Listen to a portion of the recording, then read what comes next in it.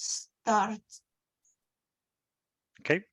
Okay, you're welcome to start. Thank you very much, Irina, and thank you all for being here. I'm really glad to be able to contribute to this series of seminars organized by Irina and the rest of the BioCars team.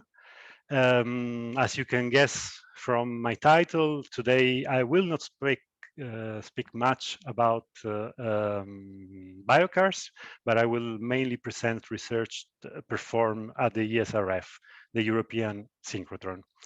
This is the outline of my talk. I will briefly describe ID09 and its past scientific achievements. Then I will spend a few words on the recent major upgrade of the ESRF storage ring and its impact on ID9. And finally, I will give a few brief examples of research recently performed at the beamline.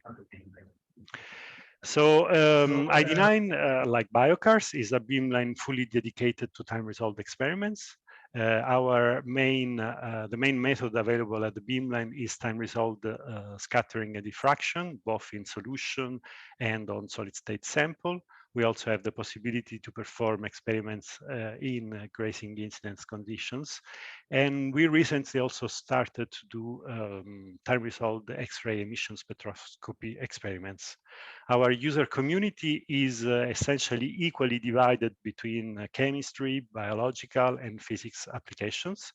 And we have a quite versatile, biocars system of instrumentation for reaction triggering, including an ultra-fast picosecond laser, a nanosecond one, both of which are fully tunable from the ultraviolet to the near infrared region. And we also have a stopped flow system for rapid mixing with a dead time of 1 millisecond. From an optical X-ray optics point of view, our beamline is rather simple with essentially only one focusing element, a toroidal mirror. The peculiarity of the beamline are two. First of all, the fact that the vast majority of our experiments are performed using a pink beam with the highest flux in the 15 to 20 kilo electron volt region. And the second peculiarity is that thanks to the availability of a system of choppers and fast shutters, we are able to isolate X-ray pulses having a 100 picosecond duration out of the train generated by the synchrotron. We can deliver these pulses at the beam, at the sample position, at 1 kilohertz repetition rate, or if needed at lower repetition rate, also at the level of single pulse selection. I have recently taken over the responsibility of the beamline after Michael Wolf retirement last January. Michael is still working in a position of emeritus at the SRF and is acting at the moment as an advisor for us. Apart from Michael and Wolfgang Reichenbach, our technician that have been there since the beginning of the beamline, the rest of the team is quite young and new. We have a scientist, 5-year scientist, Céline, Mariette, and 2 postdoc, Michael and Kevin, that has started less than a year ago. I also would like to, since the beginning, take the opportunity to thank all the several scientists that are not only users of our beamline, but are also strongly contributing to and supporting all the activities, including the technical developments of the beamline. Okay. Several important scientific achievements have been obtained at ID9, of course, with an important contribution from Michael Wolf. The first example, very well known, is the development of time-resolved Delaunay crystallography and its application to the study on very famous studies performed on myoglobin. It was possible to, for the first time, to observe the structural rearrangement occurring around the pocket, the active site of the protein, the heme pocket, after photolysis of the bond between the ligand and the heme. And then follow all the structural changes with atomic resolution and initially nanosecond, then 100 picosecond time resolution. This experiment was not only important from the scientific point of view because it allowed to clearly show that the migration of CO through several different pockets of the heme and the associated structural changes in the active site, and this was relevant because it clarified one open and debated question in the field, and showed that indeed the ligand migration was at the basis of the heterogeneous kinetic behavior observed in low temperature studies on myoglobin. But apart from the scientific value for the system itself, it was one of the most beautiful example and first example of the possibility of realizing molecular movies of complex system like a protein. And it was the main motivation, for example, for one of the main motivation for the realization of the X-ray free electron lasers. A second important achievement of the beamline was to realize the first time resolved wide angle X-ray scattering measurement on small molecules in solution. So in order to be able to study chemical reactions in solution, by probing the X-ray solution scattering pattern as a function of time, it was shown that it was possible to follow the structural changes after photolysis of the bond that holds together, for example, an iodine molecule, and then following the formation of intermediates in the rebinding, during the rebinding kinetics, and also rearrangement of the solvent around the solute molecule. A third example was the extension of this kind of technique in terms of X-ray solution scattering to the studies of protein solutions. Since I will give later a couple of examples of recent application, let me briefly give a little bit more of information to those of you that might not be familiar with this technique.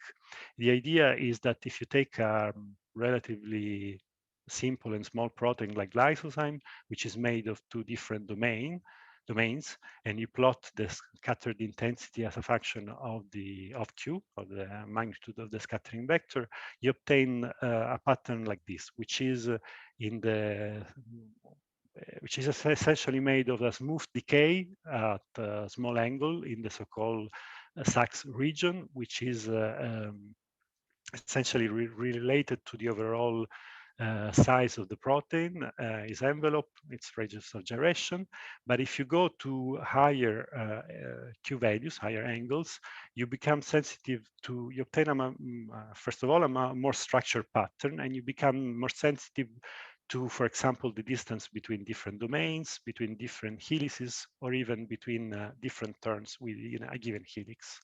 So although you lack atomic resolution because you don't have diffraction peaks, you can anyway get very valuable structural information by extending measurement up to the wide angle X-ray scattering region.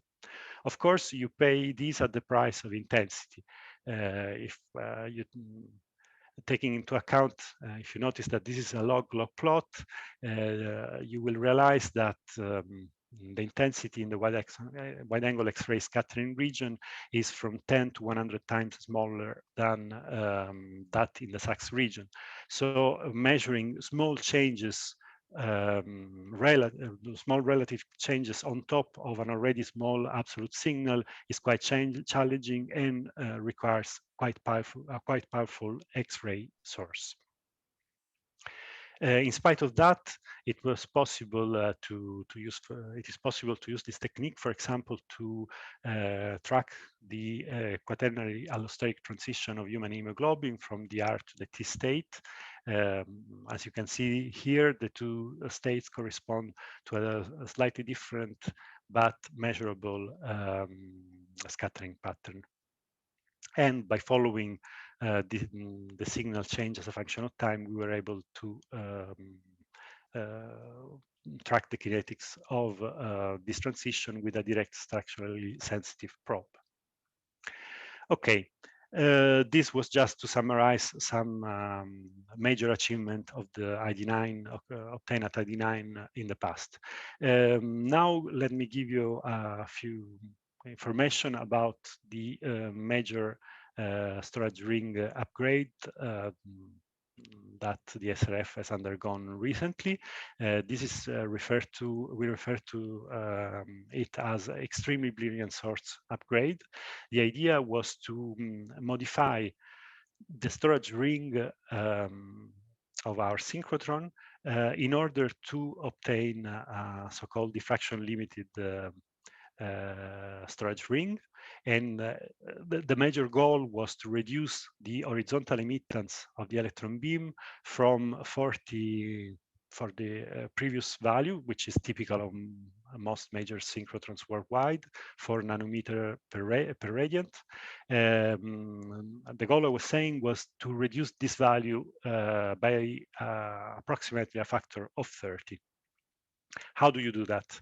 In order to do that, our approach was to go from the previous double band achromat with two dipoles per storage ring cell to an hybrid 7-band achromat, so with more dipoles than in the past. Why this is important? Because by using a higher number of dipoles with an average lower magnetic field, it is possible to modify the trajectory of the electrons moving around the storage ring more gradually. And with more gradual turns, it is possible to reduce the spread that is determined by the slightly difference in the energies that different electrons might have within a given electron bunch. And this directly results in a reduction in the horizontal emittance of the electron beam.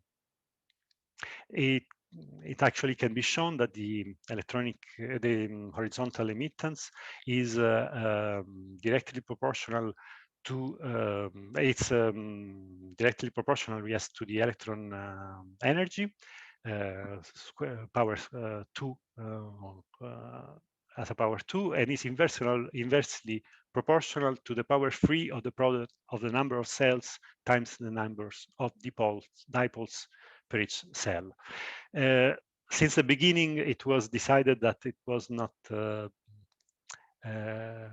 that the way to go was not to change either the the energy of the electrons or the number of cells in the storage ring, as this would have resulted in the need to modify the storage ring building and all our insertion devices. So the idea was to get the reduction of factor 30 by increasing again the number of dipoles from 2 to 7. This, of course, is easier said than done, as in practice this results in the not trivial requirement to install many more magnets into the same storage ring. We went actually from 17 magnets per cell to 31 magnets. And also this resulted in a slight reduction in the length of the straight section that is now 5 meters. That are now 5 meter long. Okay, in terms of timeline of this project, we went in shutdown in December 2018, so on about 5 years ago. And initially, the first phase was dismantling of the old machine and installation, including also insertion devices and front end, and then installation of the new machine, which was actually previously already pre-assembled outside of the ring. All this part went quite smoothly, and also, at the beginning of December 2019, so after 1 year, already the commissioning of the new machine started. So after a phase in which the new vacuum the new machine was preconditioned for vacuum, and some preliminary tests were done. The real machine commissioning started in December of 2019. And a few days after the beginning of the commissioning, we were already able to have a stored beam. This was a major success of the accelerator group of the SRF, that were able to deliver the target specifications in time and within budget. So all this worked really well. Then in March 2020, we were foreseen to start the commissioning of beamlines and then have a period of friendly user experiments. But of course, as you know, the COVID-19 pandemic struck exactly in that period, and this essentially resulted in the cancellation of this friendly user experiment period and in a significant reduction of the beamline commissioning. In spite of that, we managed to restore as planned standard user operation mode in August 2020. So overall, we had 1 year of full shutdown of our machines, and 9 months, of which 5 were available for commissioning of the machine first and of the beamlines afterwards. Okay, so what is the motivation of this and the result of this upgrade? The first striking result is that the size of the beam at our beamline, for example, has changed significantly in the horizontal direction from the 7 millimeter that we used to have before the EBS upgrade to alpha millimeter. So now at the entrance of our beamline, we have a round beam that of course results in the fact that already with the same kind of focusing optics that we had in the past, we can get a much smaller beam, which is at the sample position, which is of the order of 25 microns, which is already a big improvement with respect to the past, where we had a 100 times 60 micron beam. In terms of feeding modes, we managed to keep the same feeding modes we had in the past. So we have at the SRF, we have a uniform feeding mode, 7/8+1 mode, in which we have a single 8 milliamp intense single bunch, separated by 2 gaps from the rest of the storage ring being uniformly filled. And this is nowadays the most frequent mode at the SRF, the 4-bunch bond and the 16-bunch. An important point is that by design, the length of the electron bunches is essentially unchanged with respect to the previous machine. So we managed to keep the 100 picosecond time resolution that we had before the upgrade. Since I'm talking about filling modes, I thought it was interesting to make a comparison between, let's say, the most relevant filling modes for time resolved experiment at the SRF and APS. Here I compared our 16-bunch mode at the SRF with the 24-bunch mode of APS. As you can see, we have essentially the same storage ring current, approximately 100 milliampere, and 5 to 4 milliampere in each of the bunches. The other comparison is between the SRF 7/8+1 mode and the APS hybrid mode. In this case, we have 8 milliampere in the single bunch at the SRF, while twice as much current in a single bunch at the APS, and considering the higher level, longer circumference of the APS, this corresponds actually to a current, which is what really matters, that is more than twice what we have in 8 milliamp. A very important effect of the EBS upgrade relevant for our beamline and for time resolved application is the effect on spectral properties of the beam. Here I report the spectrum of the pink beam at the sample position in the typical primary slit setting that we used in the past. This is the spectrum generated by our EU17 in vacuum undulator. So as you can see, the bandwidth of the first harmonic is of the order of 3%.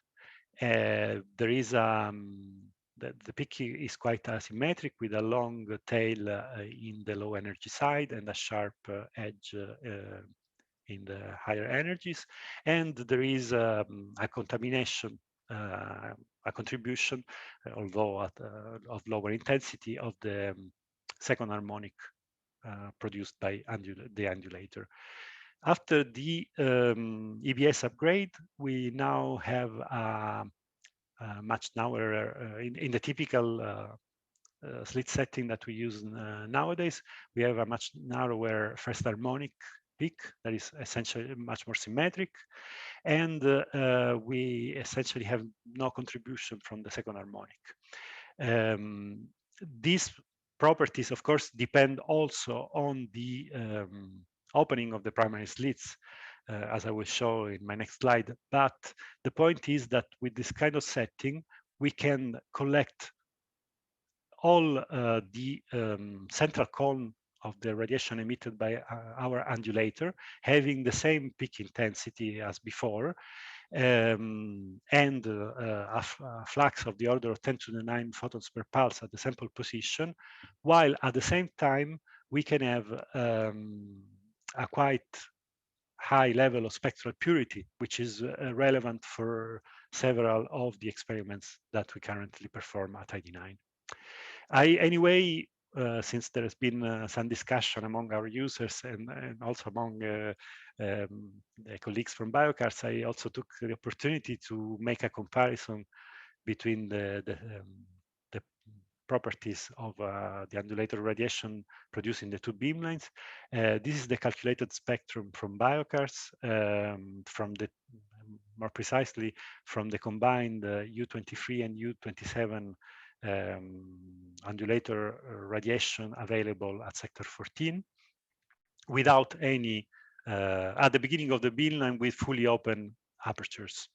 If I compare the spectrum obtained from our in vacuum U17 undulator in analogous condition, we obtain also today, let's say, a similar spectrum, although more symmetric.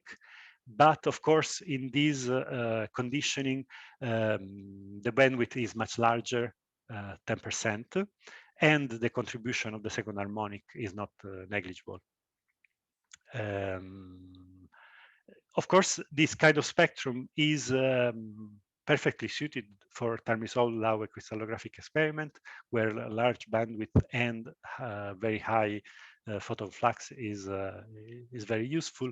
But in other application, like time-resolved power diffraction or solution scattering, it's very nice that we can work with a very with a narrow and intense single harmonic peak. I will now go to present a few recent applications, starting from time-resolved X-ray solution scattering. So applied on protein motions. Now, protein motion spans through several order of magnitudes in time and in space, while small structural changes like the breakage of a bond or the rotation of amino acid side chains are relatively localized in space and are quite fast in time. other structural changes that are functionally quite important for proteins occur are much larger and occur on longer time scale, which means that they can be very effectively investigated at synchrotrons with a kind of time resolution that is available at synchrotron, and can also be investigated with techniques having a medium spatial resolution like X-ray solution scattering. Oh, sorry. Also in this figure, I highlight that it's whenever designing a time-resolved experiment, is important to think about the reaction triggering mechanism. Most of the experiments are typically performed by direct laser excitation through the absorption of a given protein chromophore. But it's also possible to study protein folding and unfolding through laser-induced temperature jump by inducing a temperature jump in the solvent around the proteins through infrared radiation. And this, for example, has been very effectively used at biocars and very successfully used at biocars. And there is also the possibility of performing rapid mixing experiments, of course, with lower time resolution. An approach that has been used in a few experiments recently at our beamline that goes beyond the direct photoexcitation of a protein chromophore is to use photocage compounds. These are small molecules with a photolabile bond, which when excited, for example, with a as in this case, with a UV laser pulse, can release ATP, the ligand in solution that is then readily available for protein binding. In a proof of principle experiment performed by Diana Monteiro and her co-workers, we have used this approach to study the dimerization of the nucleotide binding domain of an ABC transporter. And we're able to follow, as a function of time, the dimerization induced by ATP binding. And then more recently, we have applied the same approach to study the structural dynamics of membrane proteins like the ATPase SERCA or cytochrome C oxidase. I will talk in particular about SERCA.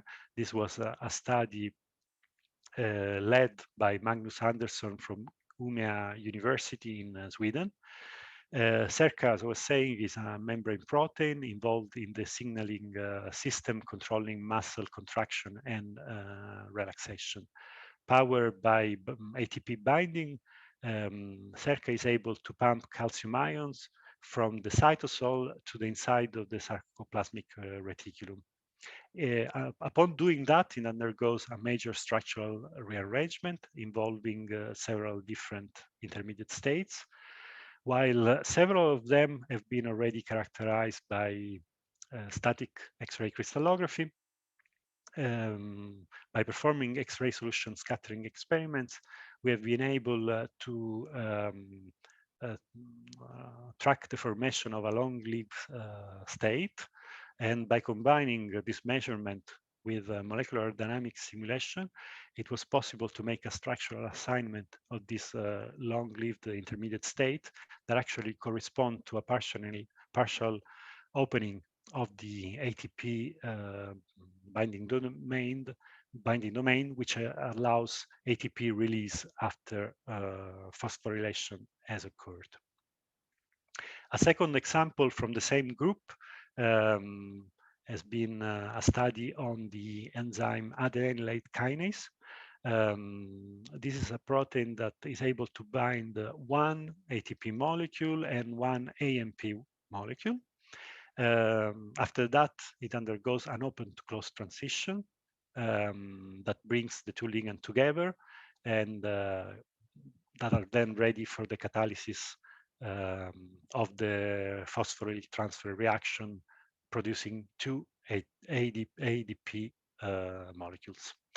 Okay, we also in this case we use time resolved X-ray solution scattering, and we were able to detect also in this case a long-lived intermediate that through through MD simulation was able it was possible to attribute to a partial closure of the ADK structure and partial unfolding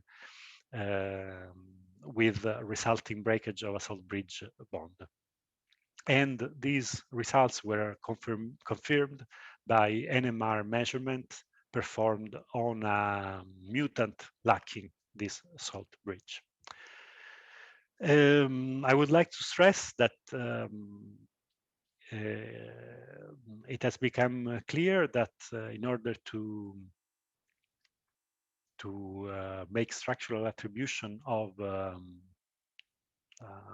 data obtained from time resolved X-ray solution scattering, the use of molecular dynamic methods is becoming more and more important. While in most of the studies performed so far, molecular dynamics has been used either through equilibrium molecular dynamic simulations or through targeted ones. A very promising approach that has been already used in a few studies, but I think will take over in the next few years, is the use of simulation in which the bias term is added to the rest of the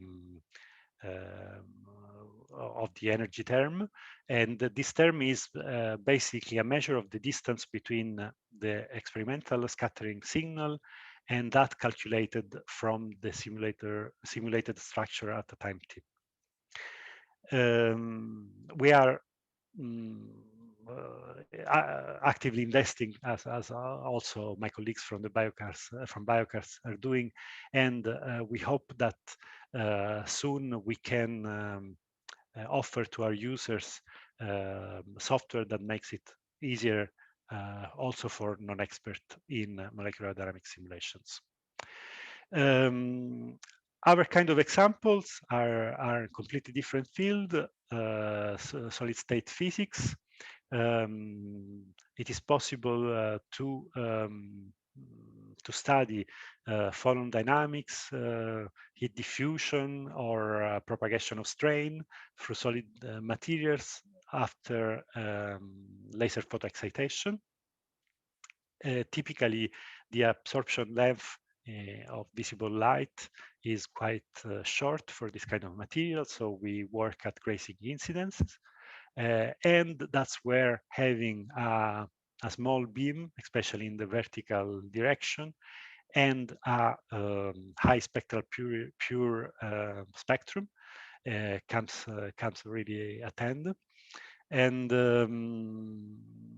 because typically we get this kind of powder diffraction patterns, and also the vertical size of the beam is determines where is the footprint on our sample. So having a smaller beam, we can probe the sample at lower angles.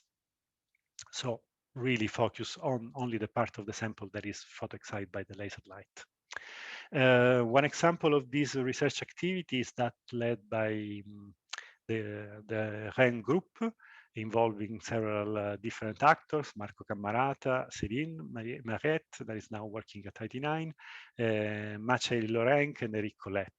They are interested in this kind of materials like titanium oxides that are able to undergo a semiconductor to metal transition after either increase of the temperature of the sample or after laser photoexcitation. So we perform several experiments at ID9 on this kind of samples, and as you can see already, from the absolute patterns, it is possible to follow the time evolution of the signal even before calculating scattering differences. And through this kind of measurements that were done initially at ID9, but then also complemented with measurement at higher time resolution performed at the Swiss free electron lasers, we were able to follow strain propagation leading to an increase of the volume of the sample, and the following consecutive and delayed uh, propagation of heat and phonon dynamics after laser photoexcitation. A last example of application that currently is becoming more and more important at ID9 is dynamic laser compression. It is well known. This is a technique that is used at several beamlines worldwide, including the IPS. But at the ESRF, there was no beamline with diffraction capability and the setup for time resolved measurement where this kind of experiments could be performed. So our users actually pushed us to perform this kind of experiments. The idea is that by focusing quite intense nanosecond laser pulse on a solid target, it is possible to produce hot plasma that expands rapidly, and as a result sends a shock wave through the sample, leading to a rapid increase in the pressure of the sample. And by this kind of approach, it is possible to reach pressure values that are very hard to reach with any other equilibrium method. So this experiment were initially performed by the group from Paul Hubert from the Atomic Center for Energy in France. We started with a proof of principle experiment on bismuth with our nanosecond lasers. And it was possible. And I have to mention that these experiments were done in a confined environment. So bismuth was actually confined between a sapphire and a Kapton window. And this allows, in spite of the relatively low energy of our current laser pulse, current laser, to achieve relatively high pressure jumps. During this experiment, it was possible to observe bismuth exploring different parts of its phase diagram. Actually, and what I report here are scattering pattern obtained from a single X-ray pulse after laser the arrival of the laser on the sample. Then by measuring the diffraction pattern at different times, we are actually exploring different parts of the phase diagram. The quality of the data, those are data taken before the EBS upgrade, is already quite good, but it's now much better thanks to the EBS upgrade. Indeed, in the past, we had to use a multi-layer monochromator to obtain this kind of data. Now, without any monochromator, we can get data of the same spectral quality with much higher signal to noise ratio. And already in this experiment, we were able to reach pressure as high as 8 gigapascal, so 80,000 atmospheres, and 600 degrees Kelvin, and were able to unambiguously distinguish between the different phases generated. And also an interesting result of this experiment is that, for example, phase 5 of bismuth, that is in equilibrium condition, only populated above, let's say, 4 gigapascal. In our experiment, in our time resolved experiment, was observed at also at lower pressure. All the red dots in these two plots correspond to the bismuth 5 phase. So also at lower pressure than it's possible we generated this phase at lower pressure that is possible to do at in equilibrium conditions. This field is quite active, and actually Paul Luber Group has, through a long-term proposal currently running at ID9, has purchased and provided us with a new laser having 5 joule per pulse and quite nice special profile, super Gaussian, close to a top hat profile that we have recently received, and we will install and commission in the next few weeks. So in conclusion, the impact of the EBS upgrade on ID9 has been that of giving us a smaller spot at the sample position that is quite useful for example, serial crystallography or experiments like grazing incidents. The spectral purity of the beam is higher than before, and this means for experiment that in the past needed a multi-layer, at least 5-fold boost in intensity. The flux that we get at the beamline can reach 10 to the 9 photons in a single 100 picosecond pulse, and of course by selecting in tunnelless mode with our chopper train of pulses, for example a 20 microsecond pulse, we can reach fluxes that are of the same level of a free electron laser actually.